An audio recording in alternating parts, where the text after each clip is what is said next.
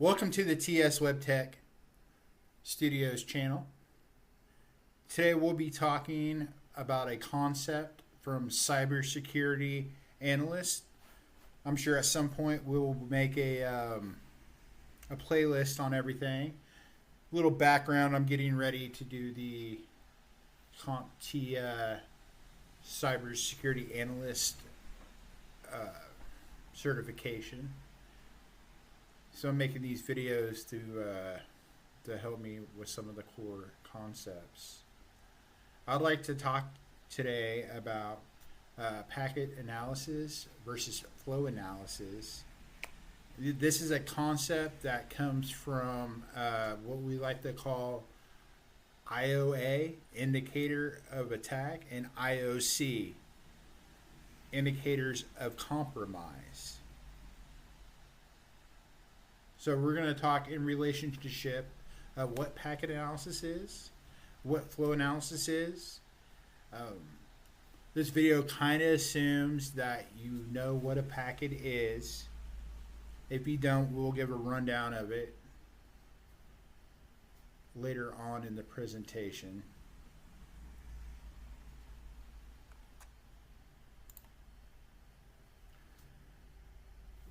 Why should anyone monitor their traffic? Outside of cybersecurity, most network administrators monitor their traffic for a few reasons. For one, to make sure that they're getting the proper amount of bandwidth from the internet service provider that they're promising in the contract. For two, it gives them a good baseline of what's happening on their network when the highest bandwidth is consumed or the most traffic occurs on the network. Let's say we do a backup at 5 p.m. every night on every machine. This is going to cause high network traffic. So this gives just the normal guy that's in charge of administrating the network a baseline. That way he can, over time, add to the network. Or let's just say they're not using the internet package that they bought, so they could shrink it. That could be a scenario. Typically, I think as a business grows, they're going to want more. But from the cybersecurity aspect of traffic analysis, we're going to use this for threat detection, incident response, compliance, optimization, and bandwidth usage, and forensic evidence. So threat detection, we're going to be able to identify. Here's what I want you to think about when it comes to threat detection. On the average, an attacker sits quiet and observes a network for 21 days. And then once they figure out this is worth their time, they're going to stay on there. They're going to start compromising computers. They're going to start exfiltrating data. So basically, if we're analyzing the network, we can see that there's an IP address on the network that's communicating with the network that's not supposed to be on here. Like all of a sudden somebody from China is on our network, or one of our computers just happens to send out 2 terabytes of information to Pakistan.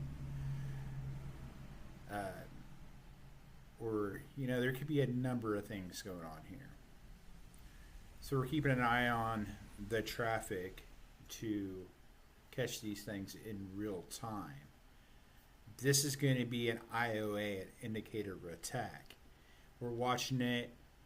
We have eyes on the network. We see all of a sudden that this computer in human resources is talking to another computer in India. That's a problem. More than likely an attack.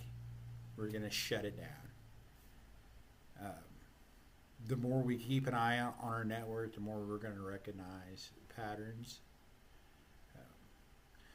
Compliance.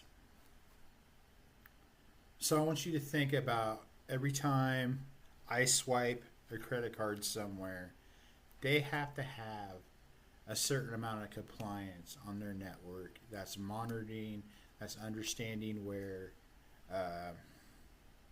what's happening on the network, right?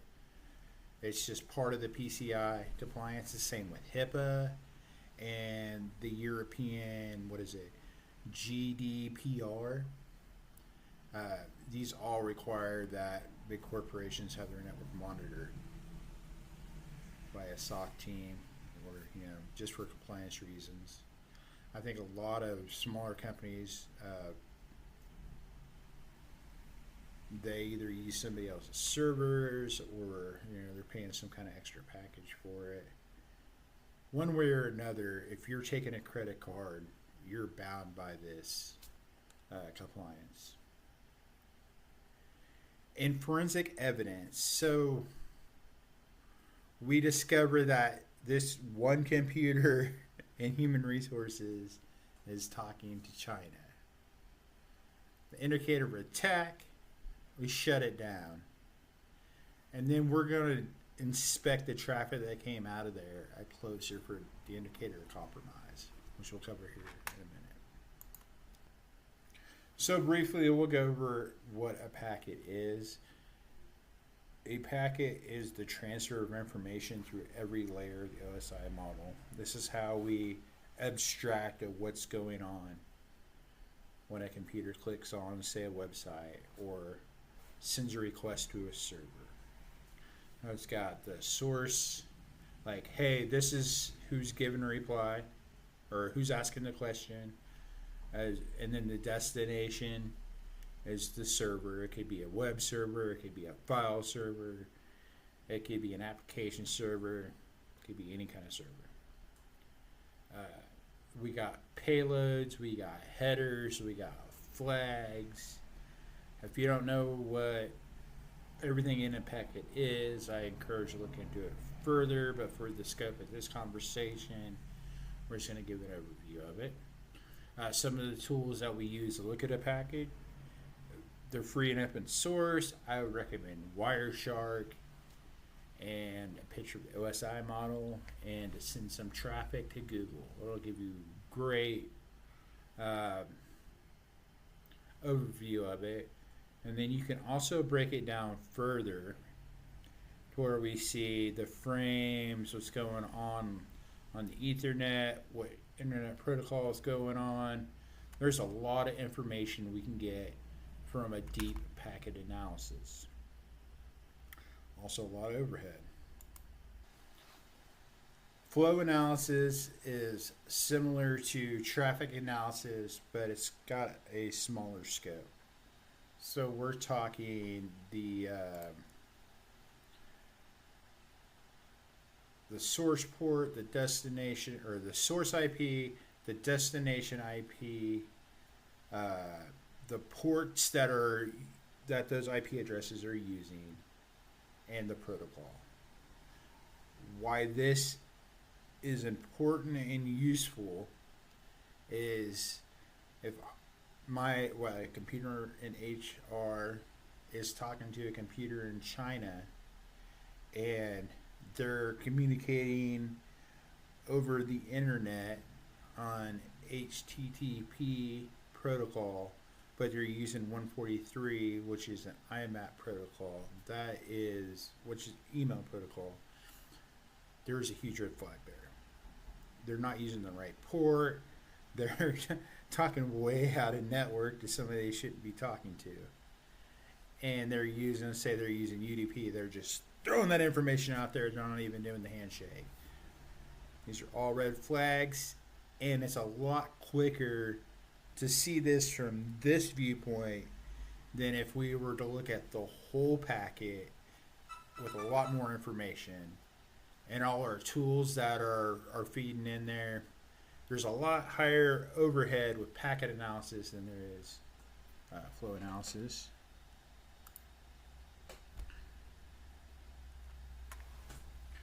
So we can see here, packet analysis is the full packet. It's everything. It's going to have a high amount of storage. This is a lot of data. It's best for forensics after the fact, a deep dive into what happened in the network. It's going to be very resource intensive going through this. I mean, we're just talking a lot of data. Privacy concerns. I feel that if you're on a corporate network, there's no such thing as privacy. we are checking out everything, so don't be doing anything that you don't want to be caught doing. Flow analysis. This is the metadata summary. Like I talked about, the 5 relationships between where's it going, where's it coming from, what port is each one of those people using, and what's the protocol. That's all we need to know. That's going to give us all the information that's important for an indicator, to find an indicator of attack. So the storage is going to be low. You know, this is just monitoring the trends, right? The behavior, what's going on. We're going to be able to scale this across the network. And we're not seeing any payload data. So one helpful way to remember this for the exam is flow analysis is for to catch the indicator of attacks, and packet analysis is for indicators of compromise. From a network administration standpoint, though, we also use packet analysis to determine, you know, why is this application active funny? Why is there a lag in between? I click on this and it goes out. I've used this tool as a network administrator, but as a cybersecurity analyst, we're doing it in a different fashion.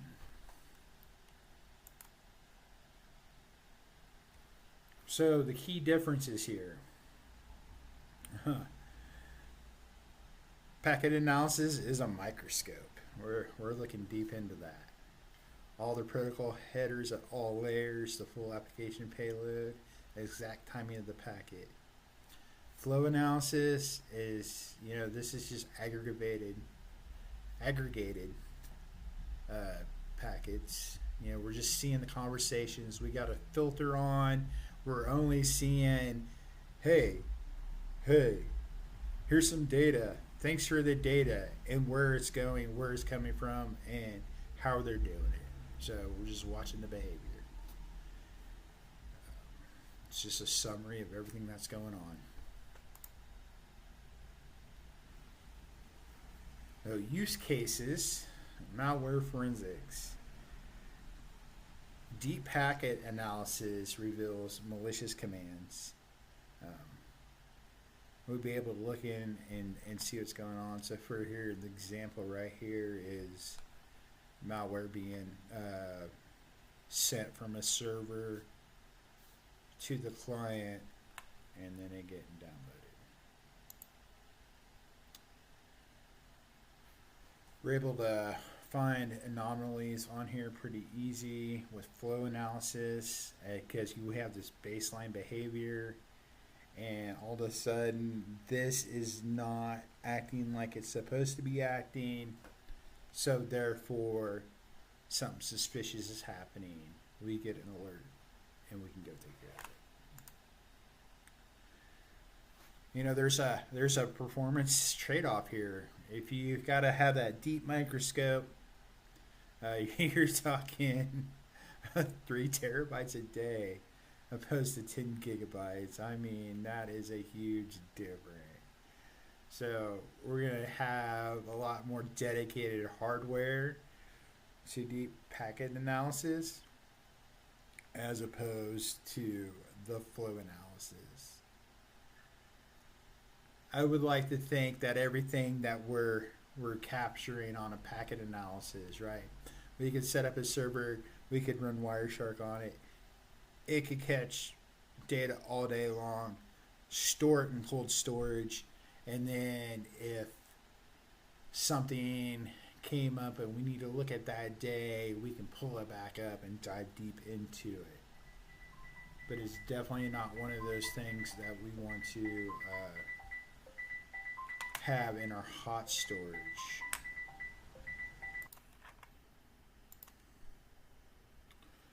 So moving on to the advantages of packet analysis. I kind of covered this earlier. Moving on to the packet analysis advantages. Complete visibility into the network. Deep forensic evidence of what's going on. We can inspect everything after it happened.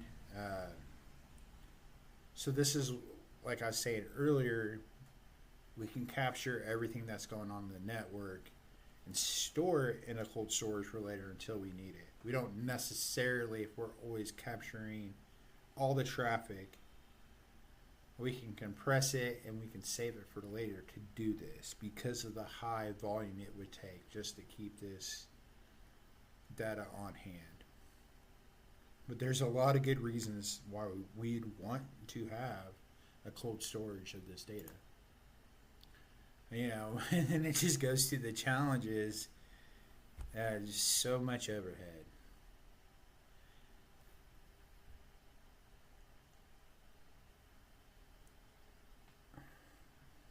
Threat actors are also going to use encryption. So even if we had this ability to see everything that's going on, if the traffic's encrypted, then it reduces our visibility into what's happening. However, that's why flow analysis is an advantage. We don't necessarily need to see everything happening at that moment in real time to know that whatever's happening is bad behavior and it needs to be shut down. So that's why flow analysis is so much more advantage over packet analysis in the moment. It's because we're going after behaviors, not looking for evidence after the fact. These are both really good to have, though. Now, some of the challenges, obviously it can't do everything. It's a limited version of packet analysis. You know, we're using the same tool, we're just putting a filter on it, and we just want to know who you're talking to, where you're talking to, how you're talking to them. Basically is what flow analysis is. Now, as a SOC analyst, we have the hybrid approach. We're mainly going to be looking at the network through the flow paradigm to spot anomalies, like, you know, work triggers on suspicious behaviors. But then we also have at our disposal the full records that we can call up later to do a deep dive into. There's anything that's not going to be used up in that moment. So stuff from 2 weeks ago, we come to find out that somebody came and was on the network and compromised the network. What we'll have to do is go into cold storage, uncompress those files, look through those files, and there we go for our forensic evidence. So these two approaches actually work together. The key to remember is one is for indicators of compromise. That would be the full packet analysis. And the flow analysis is for indicator of attack. That's going to be the security analyst, go-to tool. So here we have a case study for a distributed denial of service attack. The flow analysis detects the traffic spike really high, really fast, identifies where it's coming from, shows the send flood, and alerts in real time. Just to backtrack, the TCP protocols, you have ACK, SYN, and SYN-ACK.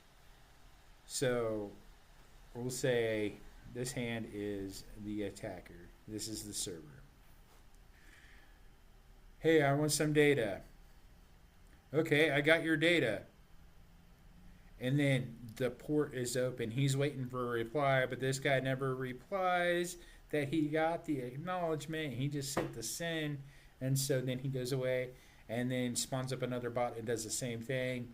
And every time these doors get kept open on the server, it is denying service for somebody else. But the packet analysis rule in this confirms it's the evidence of the malformed send packets. It identifies all the bot signatures that were involved in the attack. It could also potentially get the communication from the control and command servers used in there.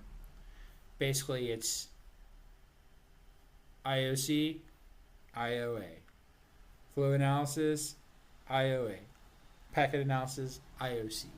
These are going to be very important for the exam to know the difference. Malware, we're going to be able to inspect what was getting downloaded, who was getting downloaded from. Just a whole host of in-depth information from that compromise of the malware that we'll be able to do with packet analysis, as opposed to the flow analysis. We just seen how it spread across the network. We've seen who was patient 0, and we could track the timeline. And in this case, this is both of these are used in indicators of compromise in this context. So here in the real world, like I said before, we're just going to use both the best worlds here. Layer 1 flow monitoring. We know who's talking to who's saying what, where they're saying it, and how they're saying it. Layer 2, we have different alerts that can be triggered.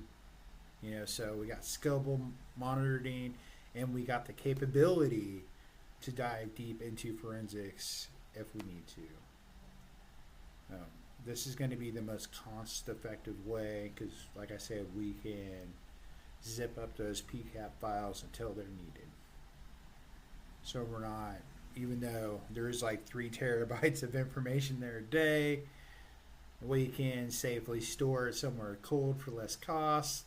We can compress it. We don't need it right away. It's just good to have later. For compliance, this will help us with our different compliance for, like I said, the HIPAA, the PCI, the GDRP.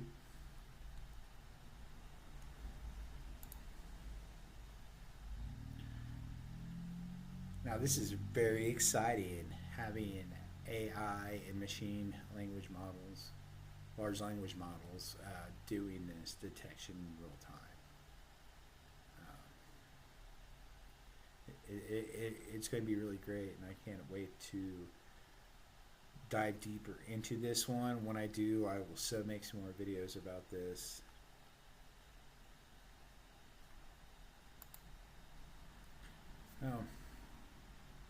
Here's our summary. Basically comes down to after the fact IOC and real-time IOA. Thank you so much for stopping by the channel to check this out, and leave a comment or like, and we'd appreciate it. Have a great day. If you would like to see more videos, comment what you would like to see, and I do more videos on it.